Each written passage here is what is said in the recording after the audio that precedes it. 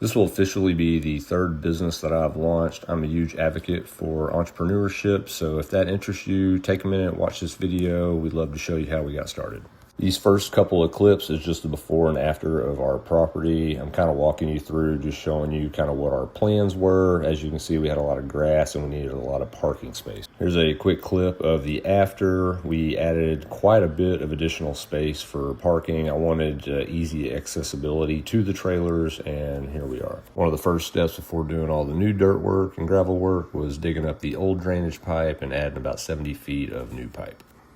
This was the old area we were going to utilize for all the trailers. A lot of grass and mud, gets really bad when it rains, so we need to stake it off and get ready for gravel. With all the new fresh dirt, we went with 1.5-inch base to kind of pack that in, and then came back with some 1 inch on top of that to smooth it out. We also wanted to widen the driveway about 7 feet, so to do that, we had to move a lot of our sprinkler heads over. All the dirt work is done on the back side of the shop. Here's a quick look at the gravel. Since we did have to build the dirt and gravel up a couple of feet in certain areas, we did want to border it with some railroad ties, which we installed ourselves. Here we are smoothing that last layer down. We did come back and add a little bit more gravel along the driveway, as I wanted that to be a little bit more level. Obviously, concrete would be awesome, but it's way more expensive, and this was more budget friendly. Once we created all the space for the trailers, then it was acquiring all the trailers. Here's our first cargo trailer. Some of the trailers we bought used and some needed a little bit repaired. This jack right here was bent, so here we are straightening that out. Also wanted to freshen up some of the trailers with some new sealer. We went with some dark walnut. This is going to be a yearly maintenance thing anyways if you want to take care of those deck boards.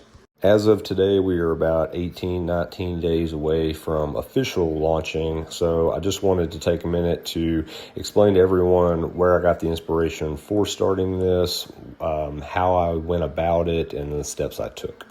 For those of you that don't know me, my wheels are always turning and I'm always looking for new opportunities.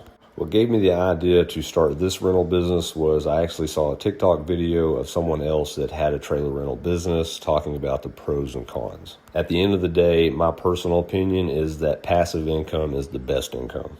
Once I had the idea, the question was, how do I make this a reality? Of course, for this particular part of the business, the main thing was having the place to park the trailers. So after doing all your research on how to start whatever said business is, first thing is going to be doing was coming up with a name and filing your LLC. Next thing on my list was coming up with a good logo. And then, of course, I wanted to get shirts and business cards, although you don't have to have that to get started.